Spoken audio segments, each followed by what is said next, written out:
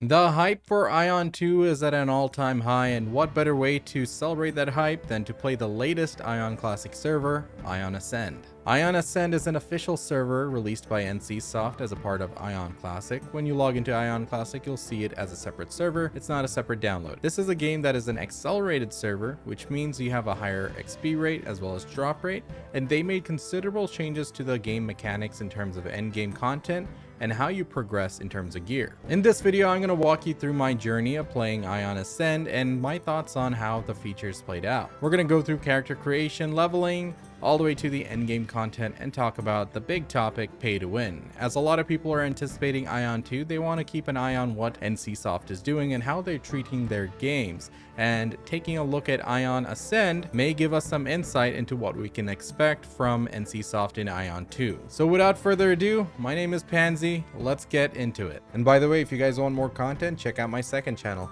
See ya.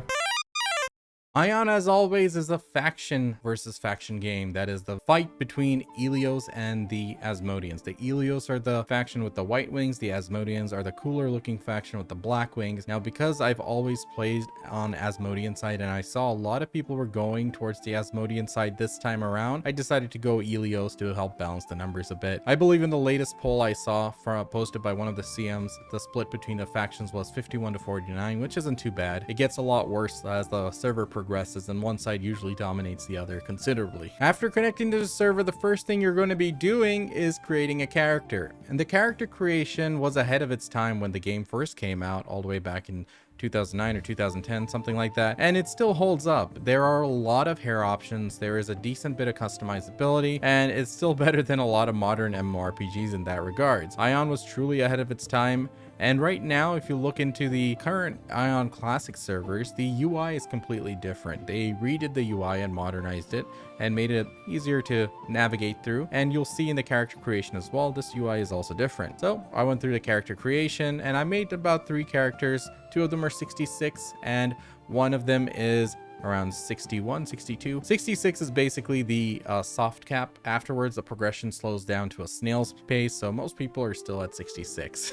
So the character creation was pretty straightforward and pretty enjoyable. You got a pretty decent bit of control on how you can make your character. A lot of folks like to make their character as tiny as possible to make them as difficult as possible to click in the open world and during PvP. So I like to lean towards shorter characters as well, just to make my profile a little bit smaller, especially as an assassin, especially as a glad trying to just get into the middle of the ball. It definitely does help out in that regards. One of the first things you're going to see once you log in is, of course, the UI has changed. So I like to do all my settings again, and I tested out the flight. It was very nice to see that you can actually use your wings as it should have been intended from the very beginning. You can fly in almost any map in this server. There are some limitations. Some maps do restrict flight to a certain extent, or even completely ban flight, so you're only stuck with gliding. However, for the leveling process, it was very nice. You could get through difficult areas where you had to kill your way through the mobs or even have a party and complete your main story quest line relatively easy compared to the old days. In addition to flight, they added a few other things. Around the early maps, you'll find supply boxes in the air, which if you gather, it'll give you some HP potions, NP potions, or even scrolls like greater flight scrolls, greater running scrolls and stuff. So it was a nice little boost for a new player in case you weren't there for the beginning events or you missed out on any of the coupon codes they gave out, which gave out a lot of free materials or consumables. This is an easy way to get some early consumables going to kickstart your journey. One of the notable differences in playing Aion Ascend versus Aion Classic, and this is a change that is in Aion Classic as well, but when I played Aion Classic last, it was all the way back in 2021, I believe. 2021 or 2022, and it's been a few years. The game has progressed on its own. It's split from the original Aion, where I believe around patch 2 point something, 2.7 or so, it split to a different direction where even the endgame map orientations are different, and they went a different route from the original retail game. They have their own classes. They have 3 classes which are not there in the original game. That is the Brawler, the Executor, and the Luminous. The Luminous is very OP at the moment. So One thing I noticed that was really different in terms of my leveling experience is that you can teleport to any of the NPCs if it's just a talk step. If it's something where you have to go kill a mob or gather an item, you have to go and fly out on your own. But if it's just talking to an NPC for the next step or turning in the quest, you just click a button and you teleport to it. This saves a lot of time. It's saved a lot of dead time, which you would have spent just running around tediously and stuff. I did love the original Aion's leveling process. I thought it was brutal when the servers were packed. There's a lot of PvP, and you will face PvP throughout the entire leveling process because people like to rift, and that is a sport. That is one of the content that people enjoyed in this game. However, in this version, you'll rarely find people rifting because you barely get any AP. We'll talk a bit more about that later, but it was absolutely not worth the rifting. I did try it in the beginning. It was funny, but unfortunately, it wasn't an activity that we needed to engage on, and it was a waste of time because you level extremely quickly on this server. It's very easy to get to the current soft cap that is 66 within a day. The first time around it might take a few hours, but the second time and the third time onwards, like when you do the leveling process once, you'll know exactly what to click and where to go for each of the quests. So you can get to a level 66 very quickly within a day, no problem. So the leveling process is a very straightforward one. You teleport everywhere, and for the most part, it's not difficult. We do miss out on one of the interesting aspects of Aion that I really miss. That is that there was life at every stage of the game. I remember in Aion, we used to stop at certain dungeons and actually farm gear, for example, Fire Temple for our extendable weapons. There were also people who would stop to PvP and farm up AP and maybe buy a set of cheap PvP gear before moving on to higher levels so they can farm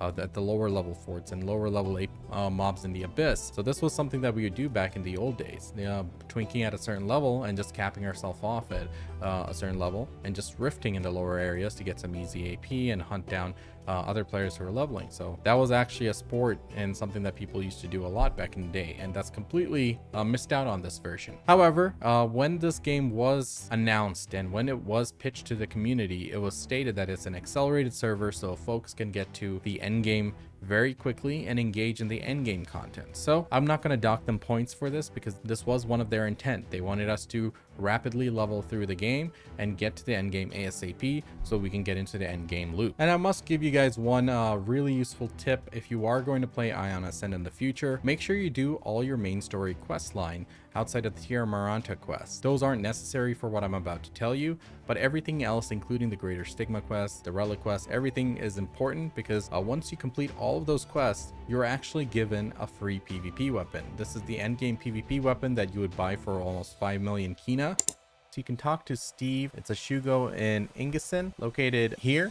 So you'll get a new quest here, a faithful mission challenge, and if you just accept it and turn it in immediately, you're rewarded a weapon box. So this weapon box has the best PvP weapon available, and there we go, that's the best PvP weapon right there.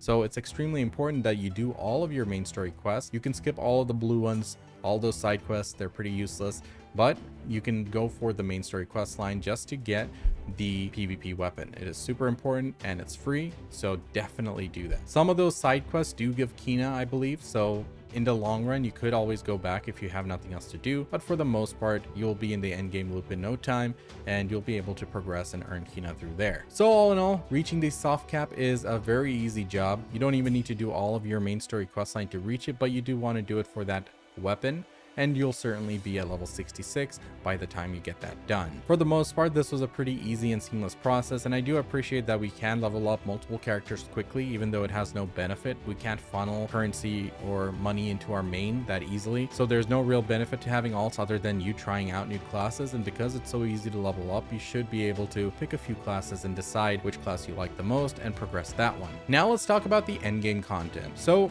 this game revolves around Kina. You buy gear with Kina from NPCs. We'll talk about the pay to win side of things in the next section, but for now, in terms of endgame content, this is what your day is going to look like. Every day you're going to be doing daily quests, and daily quests award you with Kina amongst other things, and they're really important to do because that Kina income is super important. There's also sieges like usual, the Gelkmaros and Ingesen sieges, the fortress sieges and stuff. However, the PvP has been very lackluster there. You can get up to 2 million Kina as well as pity pieces towards the endgame PvP accessories. So it's really important to be present at the siege and make sure your faction takes one of the fort. And I really don't like that. I really enjoyed the fortress PvP, the politics, the coordination, and the large scale Zerg PvP in taking these forts. It was one of the highlight and the pinnacle content of Aion over the years, and it's something that I am going to miss. So it's unfortunate that it's not a part of this. So yeah, that was a disappointment to me. But in addition to sieges, there was other content as well. There are regular raids. There's a whole schedule. Every day there's some events going on. You just have to see what's coming up and just go attend it. And depending on your PvE performance in terms of damage dealt to like the deity lord, to the castle walls, or even the bosses in raids, you know, you get rewarded accordingly to your performance, your party's performance. So attending all of these events on a regular basis is going to really keep you progressing. There's also the 6v6 PvP content, for example, like Dredgian and the other various PvP content as well, where you can queue into and also earn rewards that way. All in all, if you're on top of all the dailies and the weekly stuff that go through the game, you should be able to earn anywhere from 5 to 10 million kina per week.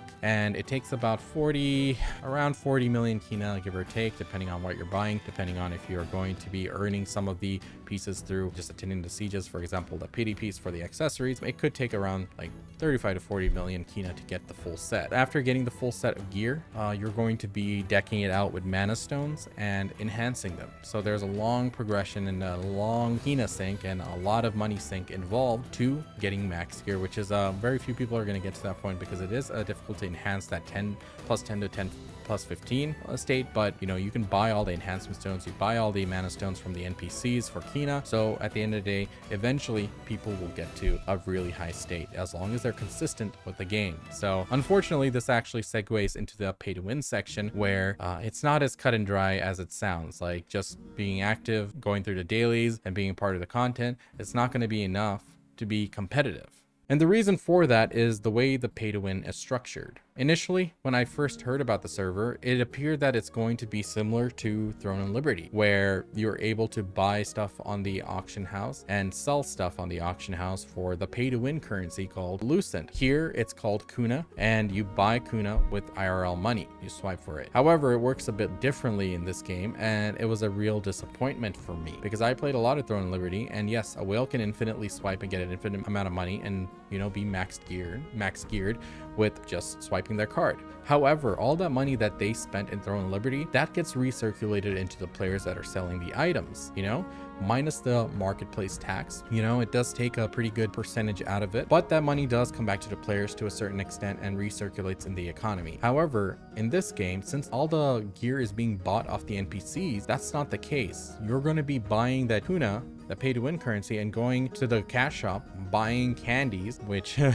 transformation candies, which give you some stats, but they're actually used for is just selling to the NPC. So for 600 Kuna, you get 1.8 million Kina, and by converting that Kuna to Kina and then going to the NPC to buy your gear, you're sending that currency straight into the NPC and it's getting, you know, essentially deleted from the game. The flaw with this is that people aren't able to sell anything that's worth it and earn Kina from other players. So that money is not recirculating. So if someone does swipe, it is an advantage to them and them alone. In a game like Throne and Liberty, yes, it might be an advantage to them, 80% minus the whatever the percent of market tax there was, but then that money goes to another player and they can buy gear, and then, you know, minus more market tax and the money goes to another player and they buy gear. So this system is significantly worse than Throne and Liberty system, even though it comes from the same developer. You know, it comes in the same format almost. And amongst this system being poorly designed, in my opinion, there's also many drawbacks to it. For example, when you sell an item, it takes an enormous amount of Kina that you have to put up in order to even list that item. The flaw with this is that what if no one buys that item? That means you're just down for the Kina, your item's locked into the auction house. So what people are trying to do is they try to find a seller immediately, and once they have a seller that's guaranteed to buy it, then they would put it up. However, this is flawed because it limits the price of the items. Other players are going to be buying it with the pay to win currency of Kuna, which has an innate value already assigned to it based on the candy they can buy an NPC for 1.8 million Kuna, or 1.8 million Kina for 600 Kuna. And also, there's also that really high tax that the other player has to pay when they're putting up the items. So it does limit the extent at which we can sell items for profit. Now, I wish I can stop there saying that this was a poor system, but it gets worse. The release of this server was a tumultuous one, fun to say the least. What happened was they released this system, and there's a new auction house button on your UI, and you click it and it goes into this auction house with this new system. The old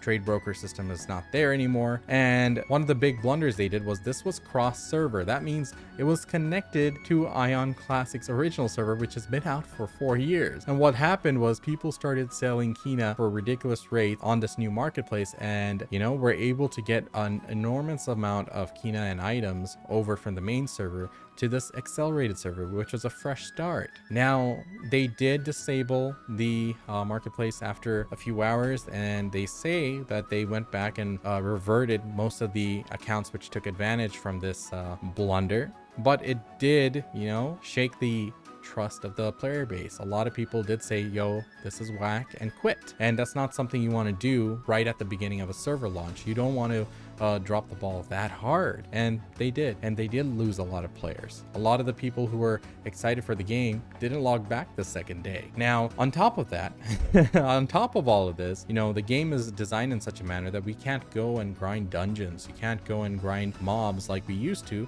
get drops to sell on the marketplace and make money that way. We have to do it through the dailies, and the dailies, even if you're doing it at your best and you make 10 million Kina per week, the whales immediately have their gear, and they're going to be progressing on making their gear even stronger with mana stones and enhancements. So you're not going to be catching up, not for a very long time, and you're only going to be the fodder for playing free to play. And my last point on the pay to win, this one's a funny one. Trust me. So not all whales are equal. It's not enough that you want to spend money. Apparently, if you're an old player, an OG player of Aion Classic, your account is a known account. That means you're able to immediately start swiping and swipe as much money as you want. If you want to spend $250, $300 on the first day, you can. It allows you. However, if you are on a new account, it doesn't allow you to spend that much money. It caps you out at 190. So even if you're a whale and you wanted to swipe and get max gear, it didn't let you. I believe I have a screenshot here sent by one of my community members. It caps you out for the first couple weeks or a month, and once that is expired, then it allows you to start swiping in again. So when you're looking at the rankings right now and you see people with gear but it's limited, and you think, oh, okay, that's not too bad, I can catch up to that, wait until they uncap all these whales spending limits. So right now, even with the gap that there is right now, it's not at its worst state. I believe once that all those new accounts limits are lifted, then you'll see the true whales, the amount of whales that there are. That was just another funny point that I noticed. Honestly, I would have hoped that they could have avoided such blunders. When Aion Classic first came out, there were over 50,000 people in queue when I first tried to log in. That was amazing. That was a lot of people interested in playing the game. And you know, a lot of them quit when they dropped the ball with the pay to win mechanic, that is with the candy, and you can just swipe and buy 10 candy per day and sell it for money. And what that did was it overinflated the economy at the very beginning, and that killed the original economy that the game had. This game used to be known for a beautiful economy where you could be doing a lot of different life skills, which was a lot of skilling that, you know, you can go Aether Tap, you can go gather, you can go craft gear, you can craft weapons and all sorts of stuff, you can craft consumables. So there was a lot of things that we could do, and we did because it was good money. We were able to make high quality items, high quality weapons, and sell them for really good amounts of money. But when the server was so inflated, it really derailed that progression. It wasn't too bad because, you know, inflated server means inflated prices. You could still sell items and get more money for it. However, we really couldn't sell it that easily because there are so many bots. There are so many bots that it was always min priced, and things that should have been very profitable were not at all profitable. Now on this server, they did counter bots to a certain extent, but the way they did it is a bit silly in my opinion. You would think that the way you would counter a bot or a hack software is to block off that software, make it so that it doesn't work anymore. However, this game has been hacked ridiculously over the last 15 years, and that was a battle NCSoft has never been able to win. So instead of trying to counter that that software and trying to fight that fight, instead they just removed any content that a bot would find benefit in.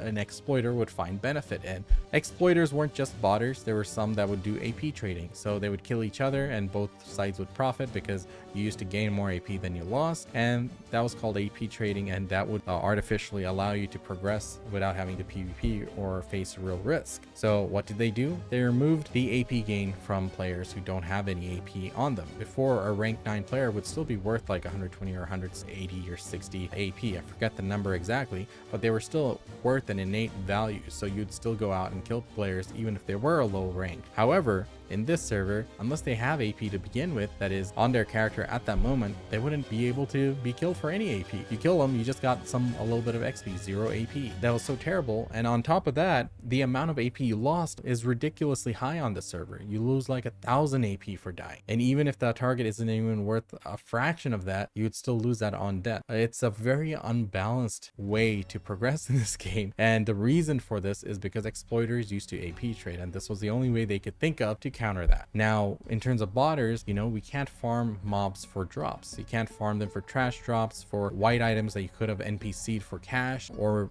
crafting material. Crafting is pretty useless because all of the great crafting items you can just buy directly from the NPC for Kina. All the best food buffs, all of the scrolls, all of the consumables in the form of potions, everything. So in the name of creating a hyper boost or an accelerated server where you just go in, do the endgame loop, earn Kina, and you can buy everything with Kina, they had to cut out a beautiful side of the game. That was the economy, that was the life skills, the backbone of the economy, which every player had to put money into to buy those consumables to get the best stats you can possible. So while the game was designed in this manner, it cost him an immense amount in terms of quality gameplay that used to make Aion special and unique to achieve what they have on the server. Now let's talk about the pros and cons of this server of Aion Ascend. I understand the previous section was pretty negative in what I said, because that is the truth of it. I wish it was better. I wish they didn't make these mistakes, and I wish this was a home run. It was something that we could play all the way until Aion 2 release and enjoy the hype and be a part of Aion and its world, and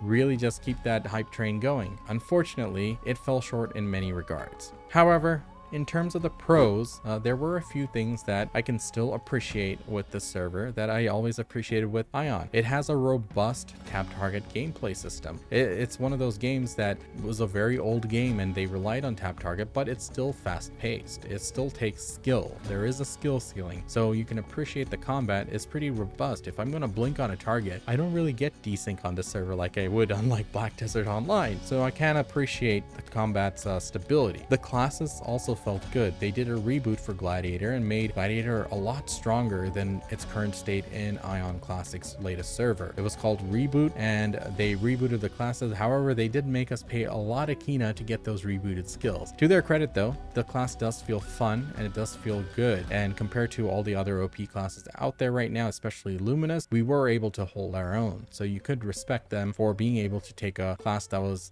written off and at a bit of its worst state and bringing it up to par. The leveling process was pretty straightforward. I mean, since this is a server which is accelerated, I expected some of those quests to be a lot more annoying. However, after the first day, once the crowds were dispersed, all of the quests were pretty easy. I didn't really face any bugs, and I actually kind of enjoyed going through really quickly all of those instances and stuff, because I had enough opportunity to try out my new skills, because we get skills at a really quick pace, and I was able to get a hang of my class by the time I got to the final levels. So I could appreciate that the leveling process, and with the teleports and everything, it was as intended.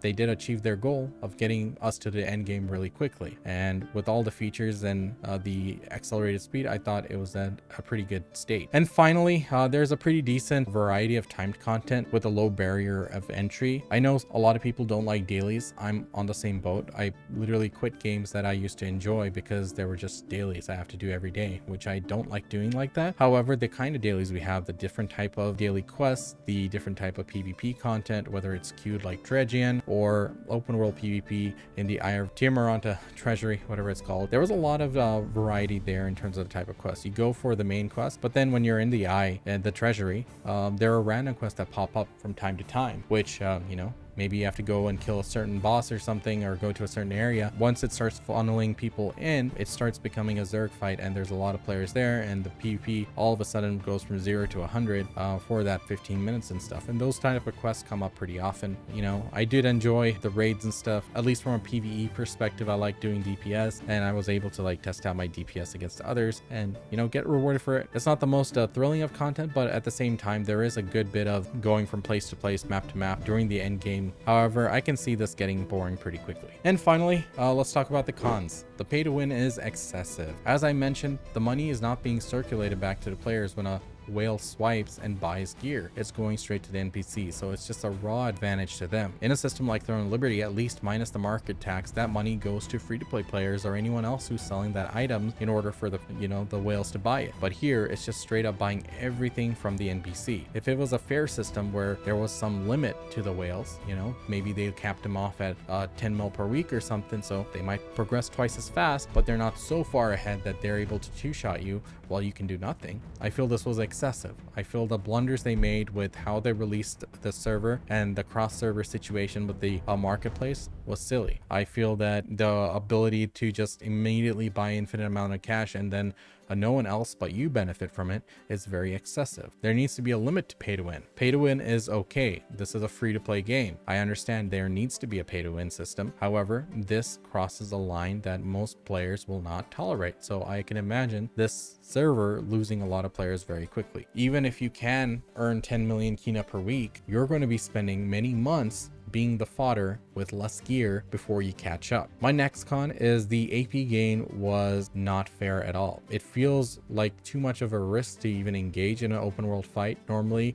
when you see the other faction member, it's on site. You just go and throw down. It doesn't matter about the rank, you just fight. However, over here, the loss of AP is 1,000 and you barely get any AP for killing them. So the difference in terms of gain versus loss really raises the risk and is quite excessive as well. It really removes one of the good thing about the game, that is the open world PvP. And this was all in the name of bots because NCSoft could not come up with a solution to block the software and the hack software. And speaking of hacks, let's move on to my third con. The hacks are way too common. I first leveled up an assassin, and assassin's specialty is stealth. They have an advanced stealth which very few classes can detect. And, you know, aside from another assassin or a ranger, I shouldn't really have to worry about stealth. However, so many people were shooting me out of stealth, even though their class had no means to do it. This was because they have hacks. They have stealth hacks, so they can see any entity in stealth. The hacks are way too common. While they were able to counter bots by removing some of the fun aspects of the game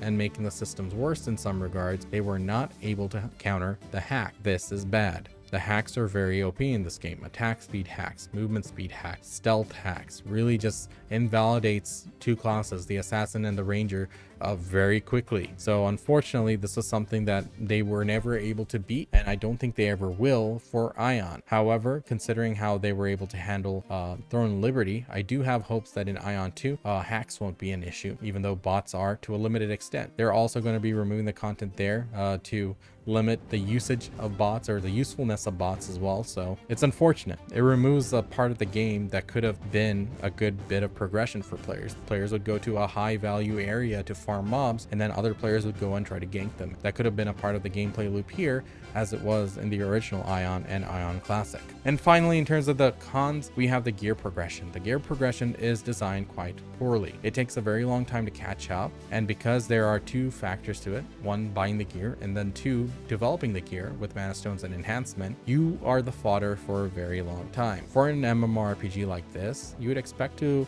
spend about 6 weeks. I think that's a plus or minus 2 weeks is a fair amount of time to be gearing up for a game like this, especially on an accelerated game. However, even on this accelerated game, you are going to be the fodder for many months before you're able to catch up. The difference is immense in terms of player who has full plus 10 and a plus 15 weapon plus full mana stones versus a player who doesn't even have a full set of endgame PvP gear. It is an immense amount of difference. So considering PvP being the pinnacle content and this is all open world PvP, there's no normalized gear in this game, I think that is a big blunder. They should have done this better. Now guys, I am not a doomer. I love Aion. Aion is my top MMORPG experience I've ever had in retail. When Aion first came out 2009, 2010, whenever it was. I had a great time for those 6 months I played. I also enjoyed my time in Aion Classic. Even though we had the issues of bots and hacks, it was still a really fun experience and a lot of players played it, and it was really good to be able to be a part of that. This game, unfortunately, fell flat in many regards. The design was poor and the execution was poor as well. Design could be improved over time, but you can't take back your launch.